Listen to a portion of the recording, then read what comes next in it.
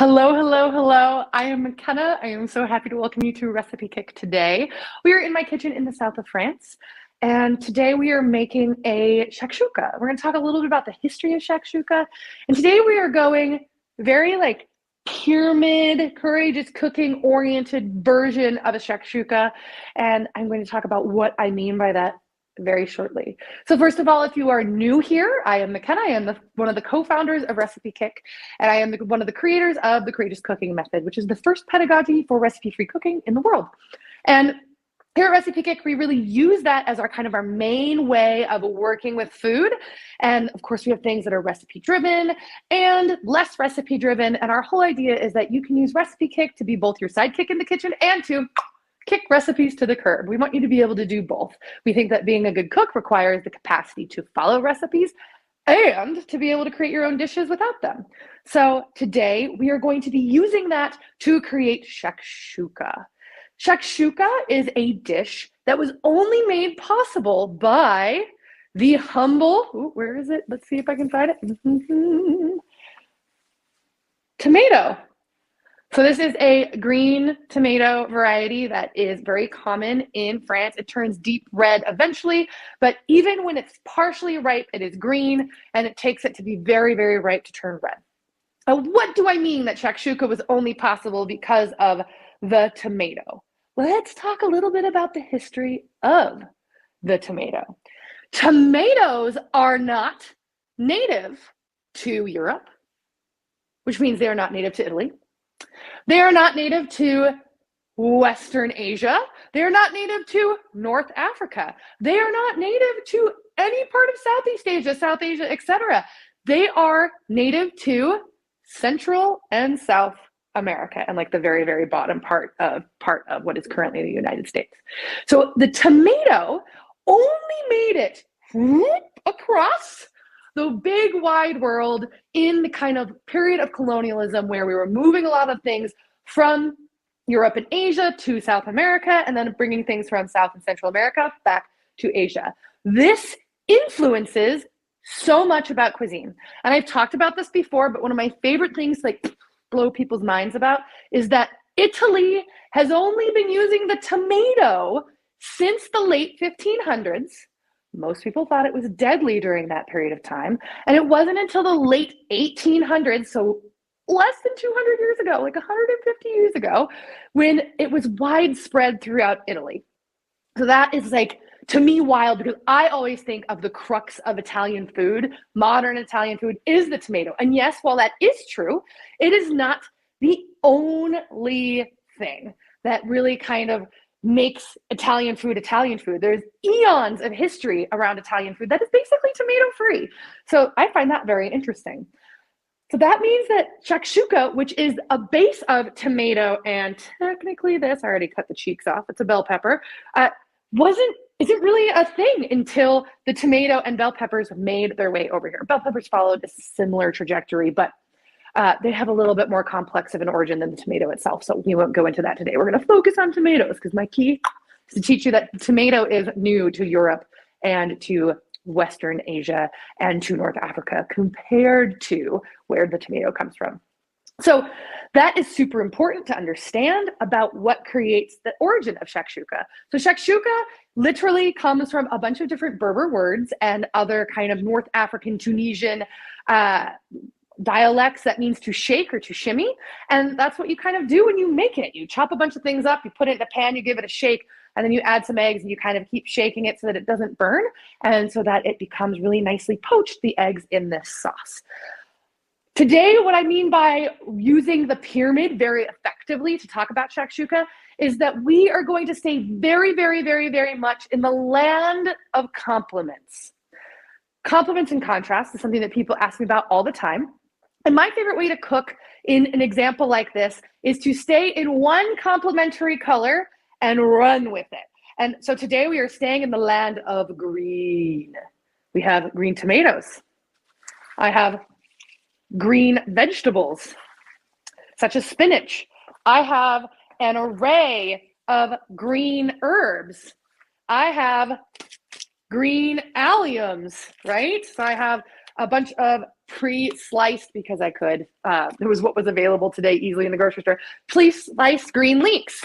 I have some green zucchini. So we're really, really focused on green today. I'm going to really live in that complement land of green, and my foundation is going to be tomato and bell pepper.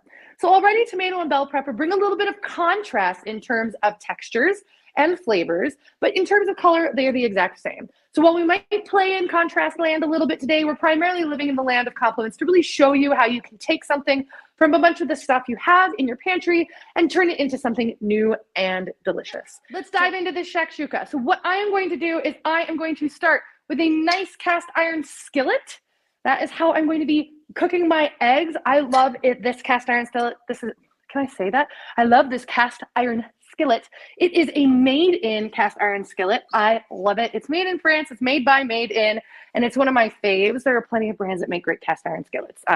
I just think that this one from Made In is stunning. They don't sponsor us, but I do like their pants. But I'm going to want to make sure I have a cast iron skillet. I'm going to want to make sure I have an allium as my base. In this case, I've got some leeks.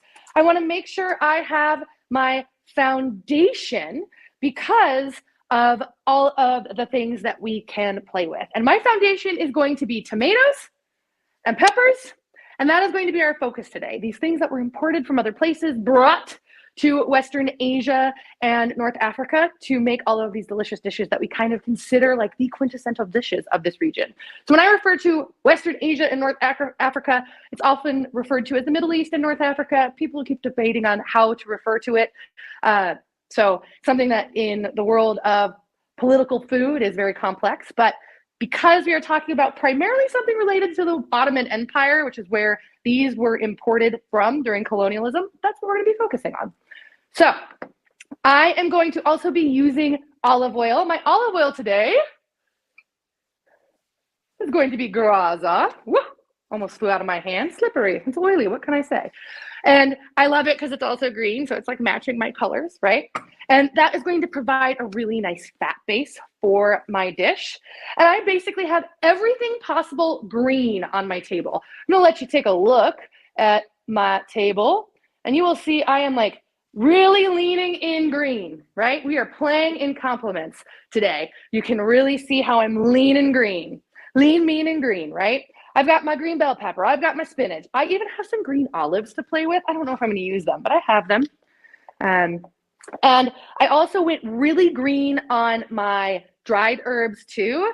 And of course, my fresh herbs. I also have avocados to add kind of towards the end is something I'm thinking about. I have limes to add a little acidity. I'm going to primarily go limey with my acid today. There we go. And then I also have something else that's fun. Ooh, caviar limes. So as I said, going really green. It's a Kermit kind of day. It ain't easy being green. But I think it's very easy to make green shakshuka. Okay. I'm going to put some olive oil in my pan. And I'm going to go throw it on my stove and get this party started. How many of you have ever made green shakshuka before? Have you only made red? Traditionally, shakshuka is red. It's a very common dish because tomatoes are often red, right? But I love this dish with tomatillos, which you can frequently find in the US. You cannot find them in France, but you can frequently find them in the US, and also with green tomatoes, like green striped zebra tomatoes. I don't really think it's great for shakshuka is not great for like an underripe tomato situation. It's a possibility, but it's not exactly like my preference. I really like leaning more with what is already green and kind of ripe. So sometimes you can find canned tomatillos. Sometimes you can find green tomatoes, like the green zebras. Those all make great ones, just like this one today. This is a slightly ripe green tomato. Has a little bit of red. Might turn my sauce a little bit more brown than I want it. I'm really hoping for it to be super green. But here, cut it open for you and you can see it's barely red. So I shall be good with that. But yes, shakshuka is frequently in the more red zone because of tomatoes being red, bell peppers being red, harissa, which is commonly used, which is a spicy paste primarily from Morocco and North Africa that's also red, and that brings a lot of depth and delight and yum to it. And today I'm not going spicy that much. I am going to be using a Turkish chili called Urfa chili, which is a black, not too spicy chili. And the reason why is, as you know, I'm often making food for my family doing a recipe kick. And I have a 5-year-old and she's like, screw spicy at this point in her life. So I'll be using a little bit of that to add a tiny bit of heat. But in general, I'm staying green and not too spicy. Okay, so I have my olive oil heating up. Whoop. I will bring you with me once I actually start cooking, I promise. My kitchen is like, everything's a little wide and spread out. But, okay, while that oil is heating, let's get to prepping. I'm not going to use any butter today, only because I'm really leaning into this, like where the dish came from and what are the common ingredients from the region. So I am really going to stick on what is common modernly, and we're going to get some bell pepper sliced and then diced. So I basically just had a big bell pepper and I just cut the cheeks off, cut it into strips, and now I'm giving it a nice rough dice. My bell pepper is going to be one of the ingredients that's going to take the longest to kind of simmer down into a sauce. And I am going to use about 2 handfuls worth, which is about 2.5 cheeks of a very large bell pepper. For a lot of people, bell pepper is hard to digest. If that is the case, you can fussily peel off the outer layer of skin with a peeler, or just skip bell pepper altogether and really focus on this being a more tomatoey base. What you'll see is the way I am doing this today, oops, nope, there we go, is that I am going to be getting a lot of sauciness, so to speak, from some other ingredients like my zucchini. Now, that is also because bell pepper is not a favorite of my child either, but that is a fine ingredient to use less of or to skip entirely. When we are cooking for ourselves at home, what we do and how we cook is less important than what is happy making for us. I do think it's important to understand the roots of what you're cooking and where it comes from. This is why we love the single origin spice companies that we use at the Courageous Cooking School in France, at our soon-ish to be open restaurant here. And also when I'm cooking and recipe testing, I'm always recipe testing with single origin spices. So I got a nice bit of bell pepper, loving it. And I'm also going to come in and dice some zucchini. Doing the same kind of thing. I'm going to be slicing in half, and then I'm going to cut in half again long ways, which is going to give me really nice slices. I've got 2 good slices. Then I'm going to get some big long way slices. So it's going to be in 3s. And this is going to save me so much time because it's going to basically make a dice for me very quickly, as opposed to the way that you're probably used to dicing. Yes, it's a little nerve-wracking to get that horizontal slice down pat, but I believe in you. I'll show you again. But how I'm used to doing it is cutting it into rounds and then taking each round and cutting it once, twice, thrice, fourth. It's a lot of cuts. So we're going to avoid that. I'm going to keep my palm flat on my thing, my zucchini, cut it in half. I kept my palm flat and then it made me nervous. So I'm going to move it out of the way and cut again in half. So I get these 2 slices horizontally. Do you see that? Hey, hey. Yeah. It's like I got a little whippersnapper of a alligator zucchini talking to me. Then I get 2 vertical slices long ways, which gives me these 6 individual pieces. And then if I cut this way, I get a nice dice. I always like to say I'm one of the few people on our platform. A lot of us are chefs. A lot of us are home cooks. I am definitely on the home cook side. Even though I went to culinary school, I'm always trying to figure out fast ways to hack things. Not always the right way to hack things. So now I've got a pile of zucchini and a pile of bell pepper. My zucchini is going to be one of those things I really want to get saucy. I really want it to get super duper soft. So the way I'm going to handle that is kind of put this all in at the same time in a little bit. We are going to check my oil and I'm going to throw in a couple handfuls of these leeks. I want them to caramelize a little bit. There's really no reason for me to take you until I have something pretty. But, ooh, can you hear that? A little sizzle. And I'm doing about 2 handfuls of these leeks. It's just the white part of the leeks. If I were cutting this, I would literally just be taking leeks and slicing them into little rounds and throwing them in. That's what I have going there. Okay, So while that is starting to think about coming together, I'm going to start working on my tomato. And again, there's really no right or wrong way with that shakshuka. It's really about making something saucy, because the shakshuka just is a shaken tomato and bell pepper base traditionally, right?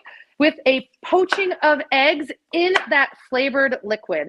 Now, most people, when they think of poaching eggs, think of it in that traditional way of like dropping eggs in a vinegar and water bath to create a poaching situation. But the reality is that that's not the only way to poach things. You can poach anything in any liquid. The idea is when you drop something into that liquid and cook it in a flavored or unflavored liquid, it's poaching. So you can poach salmon, you can poach chicken, you can poach eggs. There's all sorts of things. One of the things that we really like at RecipeKick is to demystify all of these terms so you can start realizing that there's really only, we're still working on the exact number, but what we've realized is there's really only like 10 ways to cook things. I know, there's like 10, but we have so many different names for them, and then people get confused, and people, what they don't realize is they're repeating the same skills over and over again. So we really want you to see that with shakshuka, you are poaching in a flavored liquid sauce. It's a thick liquid, don't get me wrong, but you're using this liquid to cook some eggs so that you can have this delicious, saucy breakfast, lunch, or dinner. I like it for all meals. And there is also a poaching demo in Alex's class on fried eggs. He also poached eggs. So that is a nice demo on how to poach eggs in a water bath, correct? Is that what was in a water bath? Any questions while I go check on my leeks? Okay, bringing my towel with me. I'm bringing you with me. Hi, we are coming over yonder. Let me see if I can get that camera light on. Hey, there we go. Put a little light on the subject. So see, let's got some leeks hanging out. They've started cooking a little. I'm gonna give them a stir. But first, I'm about to lose an AirPod. Don't fall, little AirPod. I swear my ears are not built for it. It's like, come on, there we go.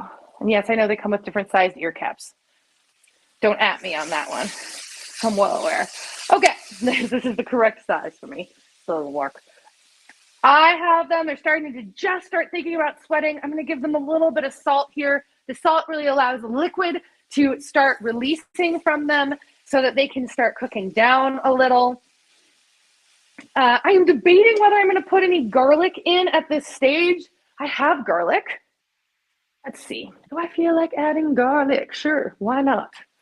And I don't mean right at this stage. I just mean at a period of time when I'm sauteing over here. I have a couple little garlic cloves. I'll add them in a little bit with my microplane. If you don't own one, go get one. I'm just popping up my heat a little. You probably have a much better stove than I do. It's one of the, I have a nice, just kind of hot plate stove. Okay. We're going to let them do their thing, and I'm going to keep on prepping. Hello. Any questions before I keep moving? Okay. Questions? 0. Okay. Let's see. So I got my saucy ingredients. Ooh! I'm going to also want to pull and rinse some spinach. So I'm going to pull it. My spinach is going to be kind of another way that I create a nice saucy base before I add my showering of herbs and other things. The spinach is going to really cook down, so I'm really going to take most of this. You don't, it's like what I have, and just go for it. And I'm going to have to give it a nice rinse. Give it a salad spin, I suppose. And that will be another piece of my base. So I've got zucchini. I've got, also known as courgette, if you're interested. That's the British and French way of saying it. I have got poivron, pepper. I have got tomato, and I've got spinach. So I am thinking in green exclusively. If you're wondering how I did the grocery shop for this today, I literally walked through the grocery and went, okay, I need to find a green tomato. Was thrilled when I found one. I need to find some other things that are green so I can make a saucy base. Zucchini and spinach were my saucy base. And that is literally how I made the decision. I did not plan it more in advance than that. I could have gotten chard, I could have gotten kale, but I really wanted something that was easy to kind of saute down. The ingredients we are using are green. Yeah, should I sing, "It ain't easy being green"? I am washing my spinach and giving it a nice rinsey rinse. It wasn't that dirty, so I'm not that worried about it. I'm just making sure I don't end up with grit in my final dish, right? Okay, here we go.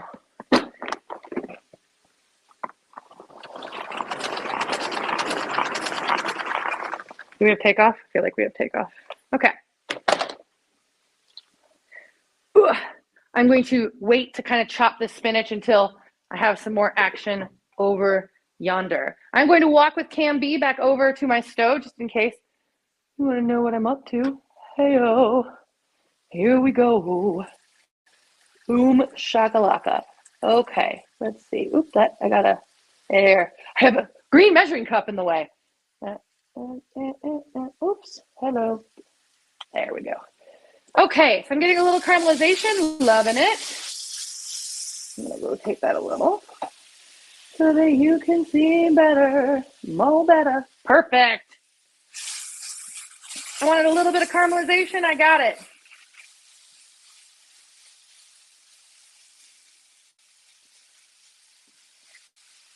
And I am now thinking about what I'm going to put in next. I have a couple things that I want to kind of toast with this. So at this point, I'm thinking about seasoning only barely. Most of the things I'm putting in this dish are going to be on the herbaceous side, but I am going to add a little bit of cumin, and cumin likes to be toasted. So right now is a great time for that. I'm doing about 3 big hearty pinches of cumin, giving it a smoosh. I'm going to toss it in there. This is cumin seed, not cumin powder. I'm going to throw that in. I just want to make sure it has a little bit of time to toast. Oops, sorry. Should do it on that other angle. Beautiful. There's not really a right or wrong way to spice these babies. There's traditional ways. If you wanted to make a more Moroccan version of this, you could use Ras Al Hanout as like your only thing to season. It's a seasoning blend of 20 to 30 things. And now I'm going to bring over, there's some green pepper. Kind of putting everything in at once, only because I can. I want to kind of see, because I'm working with these greener tomatoes, not my first choice because they won't be as saucy. I'm really hoping to see everything kind of come together at once. Again, I would prefer green tomatillos or true green tomatoes, not so much the slightly underripe, but it's okay.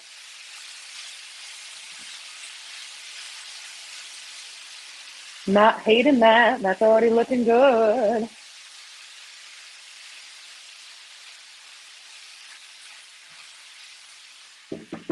Okay. I am going to start seasoning this a little bit more. I've got some thyme, which is what color, friends? Say it with me, green. And I've got za'atar. This is from a Palestinian women's collective. It's also green.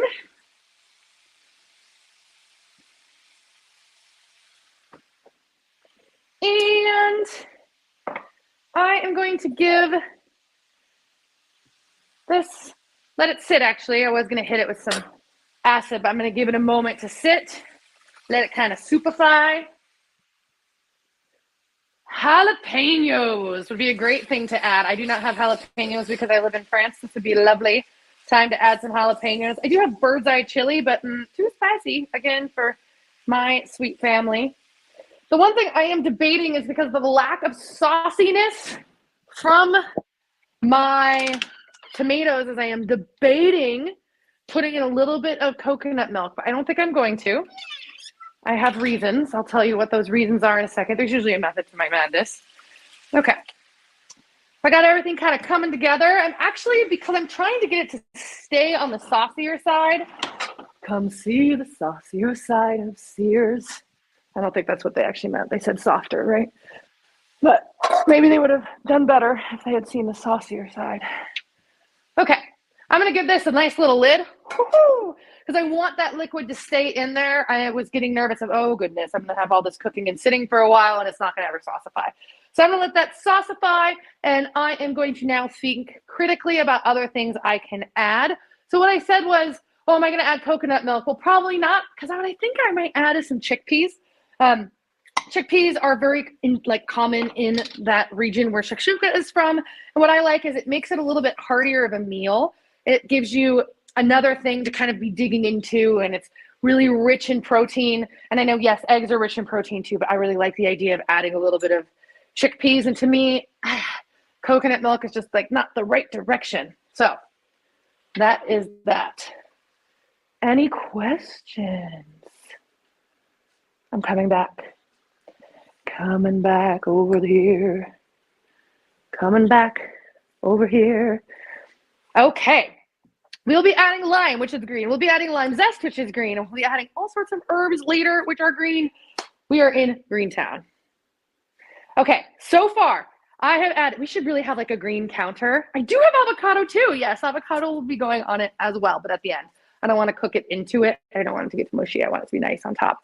So far I have, let's count how many green things. 1, bell pepper. 2, green tomato. 3, zucchini. Right? Those are the first thing. Oh, leeks. 4. I also have added thyme and za'atar. Cumin is not green, so we'll let that one go. So we're at 6 green items so far. So let's keep that count. Let's see how many other green things we can get. I am going to grab my cutting board, which I have somehow put behind me. Thank goodness. It's how could I lose something so large? I mean, lose my mind too, right? Now I'm going to put down my whole pile. I'm not really worried about doing much to the spinach. Spinach makes number 7. Is that correct? Or did I have 7 before spinach? I want to make sure I keep count of this. I'm just going to give this a really nice rough chop. This will significantly wilt down. So I just don't want to have huge hunks in it, mostly because I'm hoping my daughter will eat it, right? I'm hoping. It is green, and green is her least favorite color of food. So spinach makes it 7, so I'm at 7 green things. Okay. Beautiful. I am going to give that a quick look. I'm going to give you this opportunity to stare at my plethora of green and see if you have any questions. Woo-hoo. I'm not adding green apple, even though I have them. No, thank you. No applesauce tonight. Any questions? Okay. So I am going to deglaze just a tiny bit with some water and a little bit of white wine. I wish I had Vino Verde, because then that would be my 8th green, but I don't. But it's white, so water isn't green either. You're right, water's clear. Water is a transparent liquid. But I'm gonna add a little water to it so that it has a little bit more steam power. And I'm gonna put a little tiny wine in for flavor. Just trying to give it a little bit more steaminess. If my tomato was super juicy, this wouldn't be as important, right? I would be just fine. But since I do have these kind of more underripe, less liquid-filled tomatoes, I'm improvising a little to make sure I have enough liquid to poach in. Because that is the whole point of this, right? Is to poach an egg in a flavored liquid, right? Okay. We're going to give this another minute or 2, and then I'm going to throw that in that pot. I'm going to take you with me. Any questions? Ask me anything. It doesn't have to be about shakshuka. Pyramid.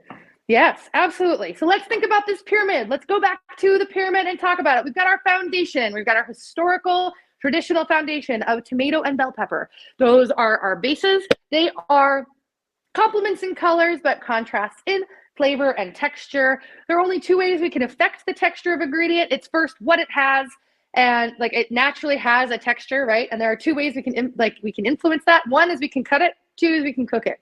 That's it. Those are the only two ways. And in this case, I'm cooking kind of everything for the same amount of time. So there's going to be just kind of this stewiness happen. And that's great because I'm trying to create a unified sauce. I am not going to blend this sauce. I could, but I'm not. And here's why, because I would prefer to have some like texture while I'm eating it. Yes, I could take all of this and blend it and then put it back and poach in that too. But I prefer a little bit more going on in my sauce than that. My sauces do not need to be smooth, but if that's your preference, you can go there.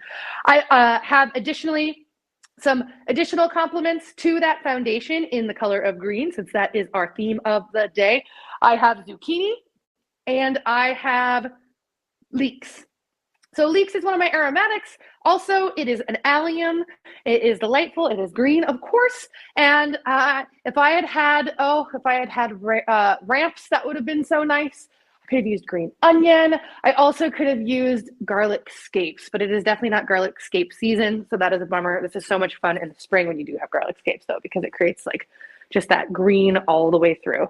And then I have some more aromatics. I put in some za'atar and some thyme and some cumin. And I have a few other aromatics I'm going to play with once it's cooked down a little bit. And next we're going to be adding another contrast really to my foundation, which is, even though its color is a complement, right? I always say that you can have a complement, an ingredient can be a complement and a contrast. Spinach is going to provide that complement of green, but be more of a contrast in flavor and in texture, because it's going to wilt down and really like unify into a nice sauce. Okay. Here we go. We are going to the stove. Let's take a look at what we have here. Let me just move that complimentary measuring cup out of the way so it's not in your view. Aha! We got a green saucy sauce. That is happy making. Look at that. Okay. It is starting to come together. What I'm doing is I'm checking for a little bit of softness on my zucchini. I'm also going to taste this for salt right now. Needs a little bit more salt. But that wine was a really nice touch. I'm going to let this steam for another couple minutes while whoops, that's too small. I had two lids. I moved one far away. Let me come back to it. Boom, shakalaka. Okay, I'm going to come back over here and I'm going to keep prepping for the rest of my things because this isn't going to take much longer. This part is the longest, is the kind of simmer on the stove. And let's get the other ingredients ready. I got some avocado and some lime. One of the things I'm also going to be adding is some preserved lemon. Preserved lemon is a very, very common ingredient in North Africa especially, and it's really, and in Western Asia, and it is going to add a lot of funk and depth to my sauce over yonder. So I'm going to add that in a little bit. The other thing I'm thinking about adding is some chickpea miso, because I have chickpeas, thinking about putting them in that sauce. So thinking about it, haven't quite decided, but we'll give it a thought. And I am going to now head on over and add this spinach. Here we go. Whoop, gotta lift the spinach lid and throw the spinach in. Whee. Pop that top back on, let this steam down for a minute. I'm going to add a little bit more wine.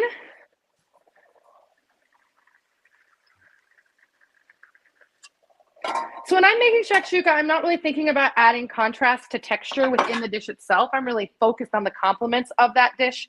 What I am interested in is kind of like how I finish it. So a lot of the finishing items are going to be really nice contrast. if I had time, instead of throwing the chickpeas in there, which I still may not, I'm like looking at them and looking at how much sauce I have, and I'm worried it might be too much. Crunchy chickpeas on the top would be awesome. A little pickled onion on the top would be awesome. Again, I'm a little time constrained, so we're not going to do that. But I'm also thinking about like, how can I serve this? I'm frequently serving this onto like a loaf of bread or using it to kind of dip in. I'm also frequently adding feta. So today I have some feta to add to the top to make a little contrast in flavor and texture. Yogurt's another good one. But in terms of like how to finish it, it's really up to you, but there's so many options here. But since this is already taking longer than I thought it would, we are going to come back, see that my spinach wilted pretty fast, which is great. And I'm going to incorporate all of this together. And now I'm going to season and we're going to get to poaching.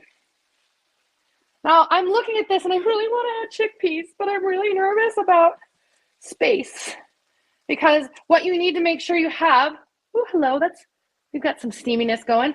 You want to be able to make wells for your eggs. And I'm worried if I add chickpeas, I won't be able to make wells.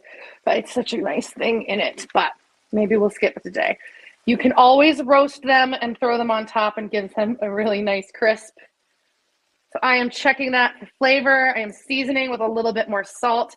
This is the time I'm going to add that preserved lemon. This is a preserved lemon that's already blended, so it has the pulp and the skin in it. This is Tart Vinegar's preserved lemon. It's a great product, but you can make your own preserved lemons. There's lots of ways to do it on the interwebs, and you can blend them if you'd like. Also, if you want to support a cool company, you're more than welcome to. I do like it. I know that's going to add a little bit more salt. It's going to add some depth and funk. I'm going to check that.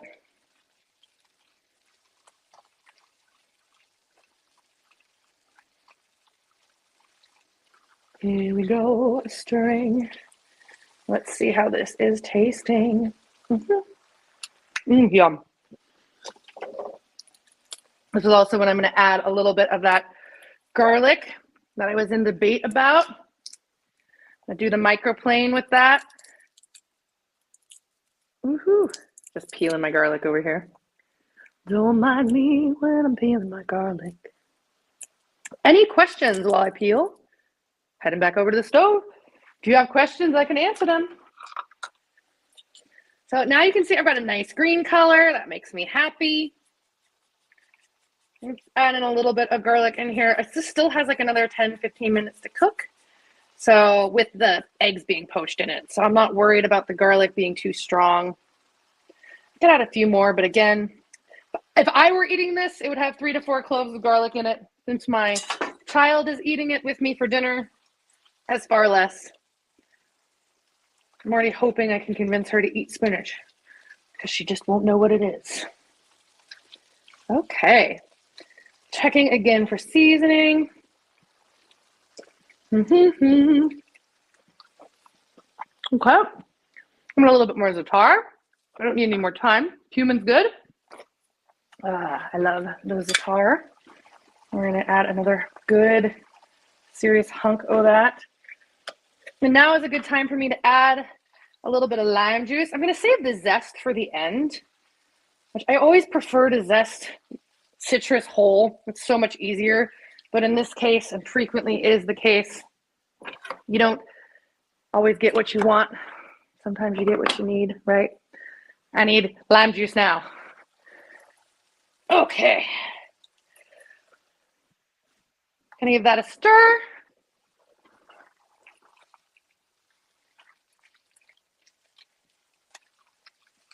Okay, dokie. Really, it's so steamy. It's a good thing, right? Okay, tasting. Yes, happy. Okay, time for our egg poaching. You can see I have a liquid. I'm looking for my eggs. Ooh, the peach eggs. How lucky am I? I'm going to turn my liquid down a little. I had it on a nice simmer so it would cook faster. I'm going to bring it down. It was like on a hard simmer. I'm going to bring it down to a lower simmer. You can see it'll slow down pretty quickly. Got some peach eggs. I have some of my own eggs. Well, not my own, like my store eggs. My own eggs are the peach eggs. And I need enough for 4 or 5 tonight. So I'm going to make little wells. I'm counting kind of how many I can do. I'm also still thinking about my chickpeas. I'm very sad about this, but c'est la vie.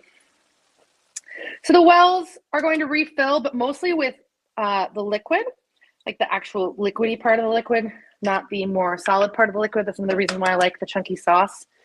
And I am going to really get a nice whole egg in each of those wells. You can see that my egg white is already starting to harden in those ones I put in there.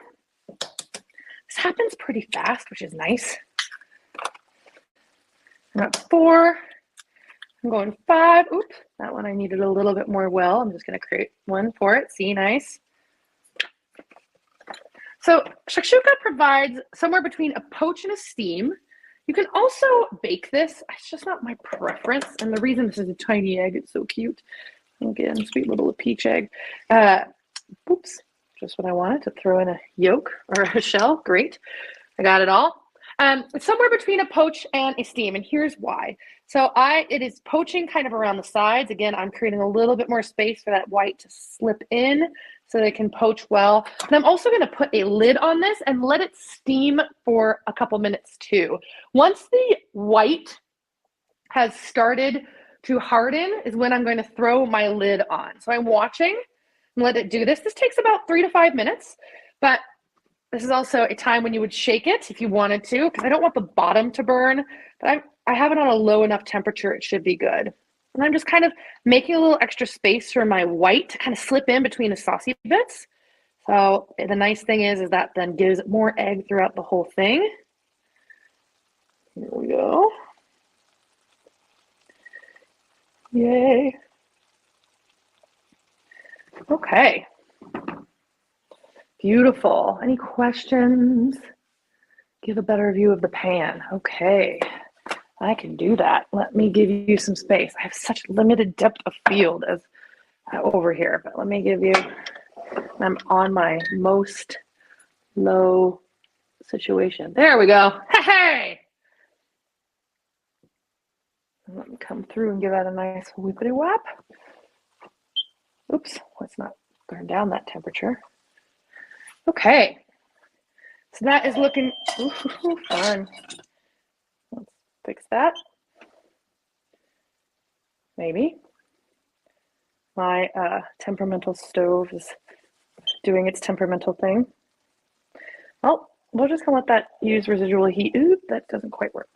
So that one is a little too small for where we are right now because it'll smoosh my egg yolks, and I'm trying to evade that. That one actually will work because it's more domed. Okay, I'm going to work on getting my stove turned back on. I'm going to give this about 3 minutes to steam and keep simmering. There we go.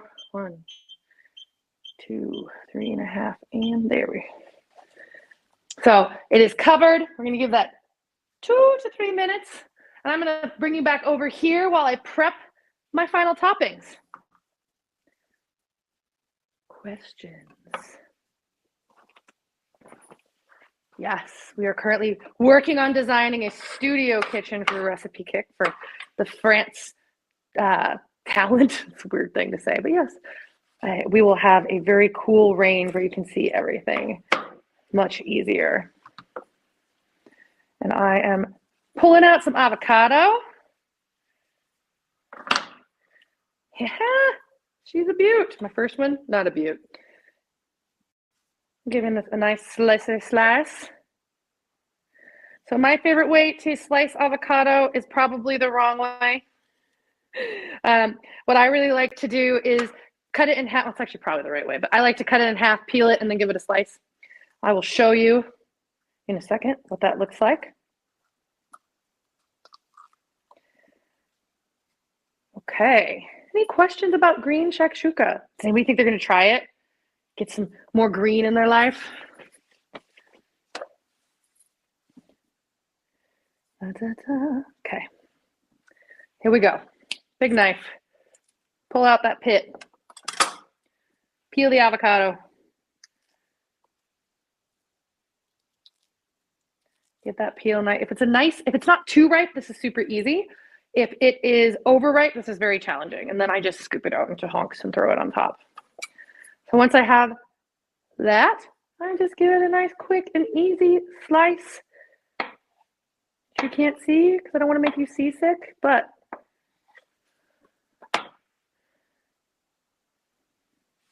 just a slice. That's all I did. And I am just being told that you don't have to use a knife to get out of pit. Just push from the back peel side. This is me looking at my producer, Alex.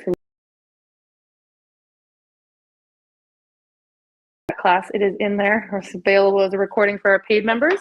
And it is $1.99 if you want to rent it, or $6.99 to buy, I think. So he's saying that if I push on the peel side, the pit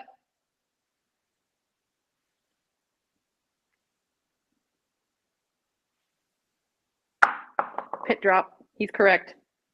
Well, I was today's year old when I realized that you do not have to use a knife to whap out your pit. A ripe avocado, you push on the peel and it pops right out. Okay, well, we're gonna have a lot less cut hands in RecipeKick land. This just shows you that you could be cooking for a really long time and have no idea about these things. Like, no one has ever said that to me. Maybe you already knew that, but well, I did not. So there we go. What he didn't like is it made kind of the back mushy, but I think that's a small price to pay considering, right? Okay, we're gonna head back over the stove. I've got some lovely peeled avocado. We're gonna go check on my eggs. Woo-hoo. Boom, they are done.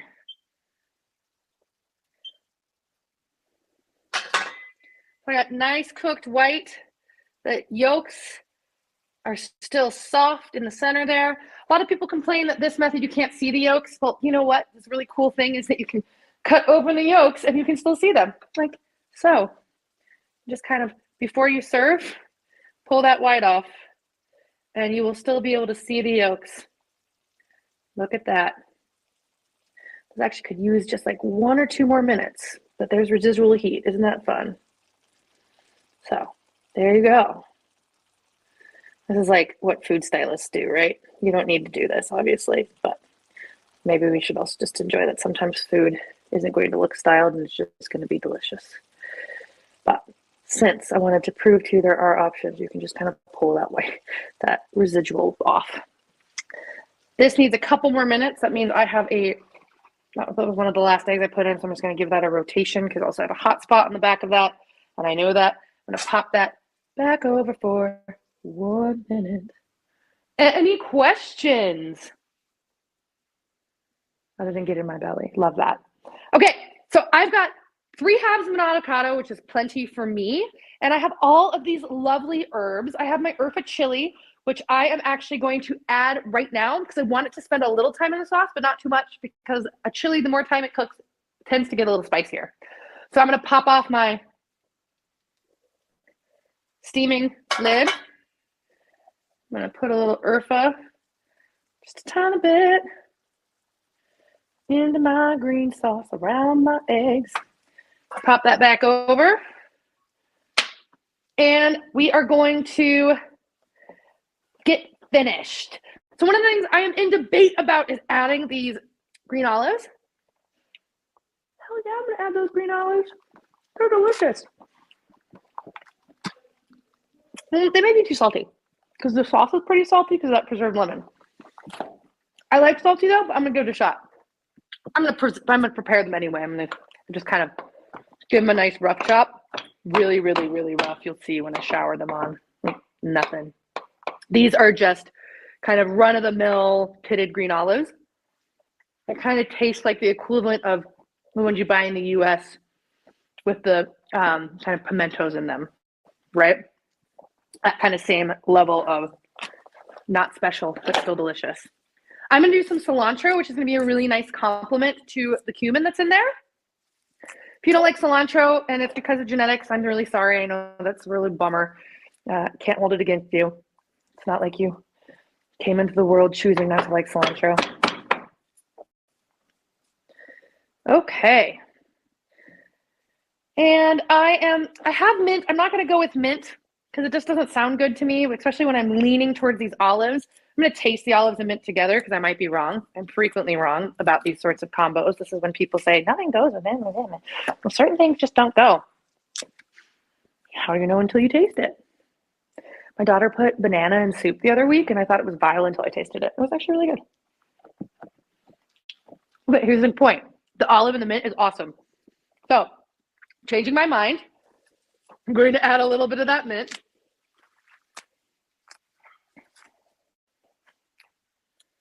Okay.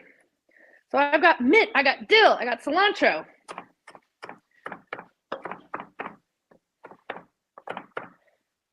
Whee!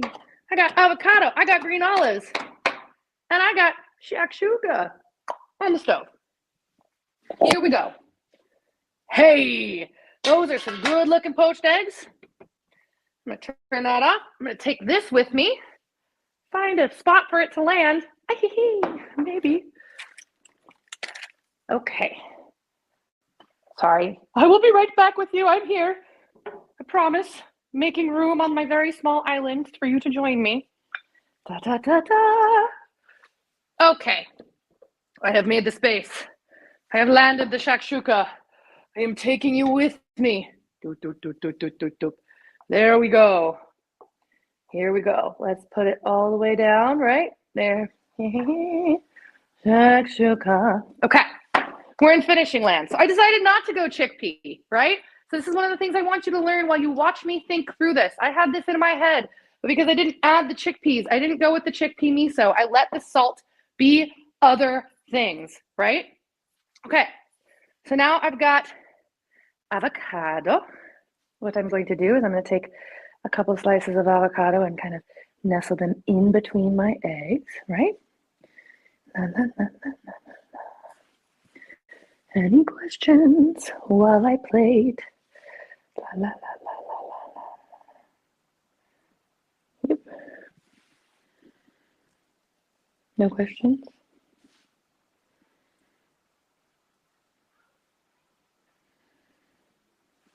Okay.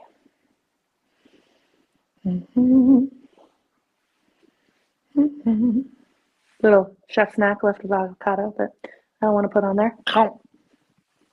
Good avocado though. What I did end up using is chives and parsley of my greens, which I'm kind of bummed about, but I'll be tasty too. Okay, now I said yes to the green olives, so I'm going to add those kind of in and give them a nice little schmoop around. You can see that when I was saying rough chopped, it was truly rough.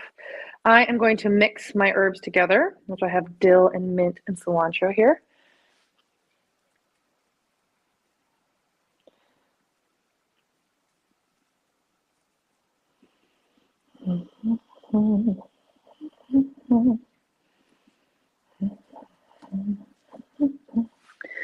Let's see. I want to give this one more little shower of lime juice so that those herbs and some of that avocado get that. As I said, I want to get a little bit of that lime zest. Again, I prefer to zest my limes whole, but I don't feel like wasting limes.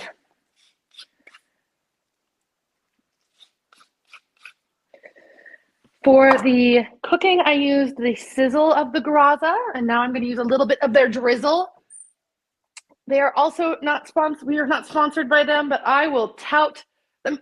I'm using their stuff in France. They are a Spanish product, and like, don't get me wrong, I like French olive oil, but where is my drizzle? There it is.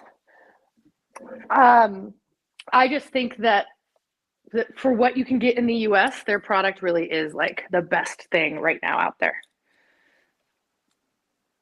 We do have a code, yes. We totally have a code. It's a little affiliate code. You get a small kickback. I already had one open. There it was hiding. Okay, here I am going to open an oven. But it's delightful. I give that a nice drizzle over.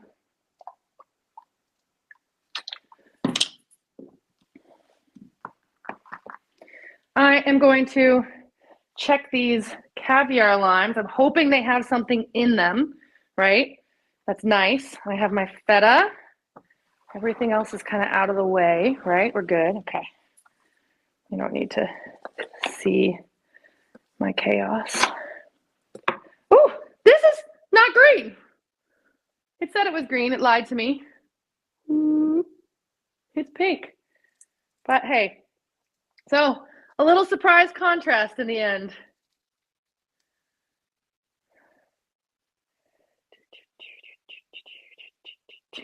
That's so funny. Literally on the package said green pearls. They lied. They're pink. Well, that's fine. Everybody can use a little contrast in their life. These are really nice. Citrus caviar like literally look like caviar, and they get little pops of flavor. Little pops of lemony limey flavor. And then we've got our feta, and we're gonna do a little salt too. Okay. Since we are now at the tail end, we got 3 minutes left. Any questions while I add my feta? I'm also gonna show you one other thing once I add my feta. Any questions? No?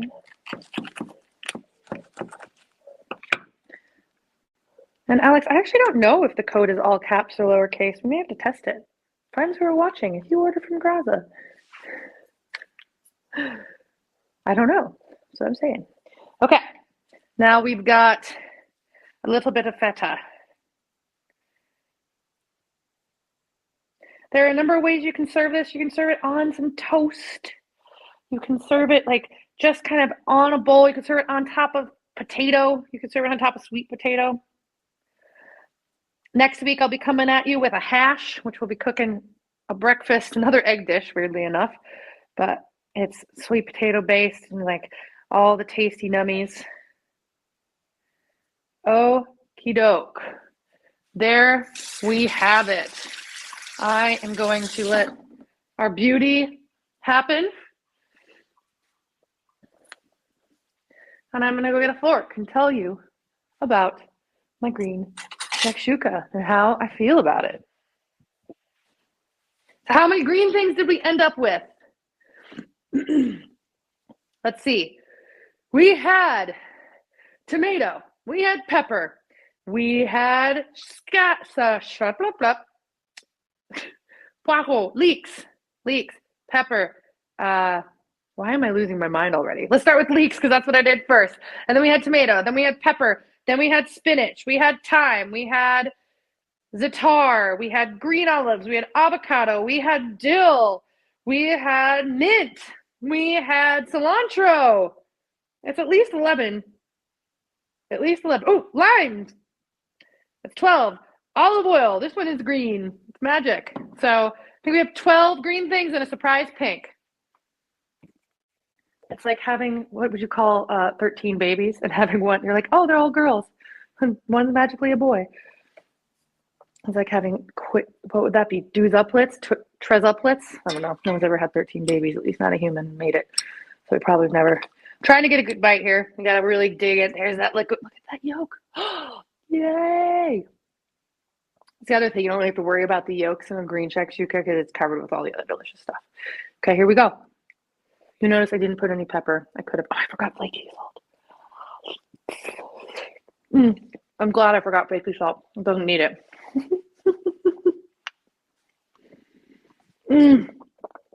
It's good.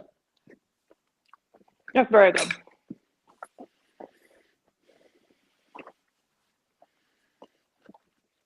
Okay, we got 12-ish green things. Whew, it was delicious. I'm glad I didn't add any more flaky salt. It's salty enough. I do want some pepper because I could actually use it just a little. I don't usually like black pepper, but in this case, I want it. It's got zest. It's got herbs. It's got sauce. It's got funk. Got a little bit of everything that you could ask for.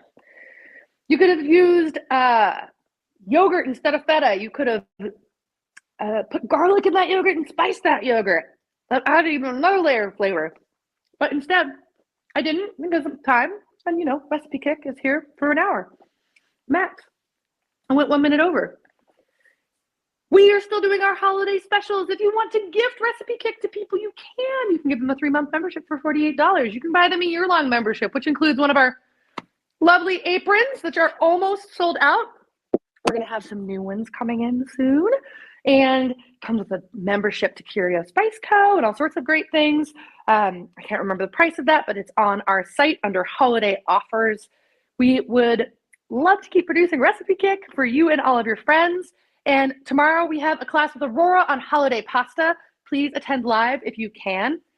Cooking is more fun with friends. Invite them. It's free. You get to cook live with us anytime you would like when we are broadcasting straight from our kitchens to yours. Thank you for joining me, and I will see you very, very, very soon. Shakshuka.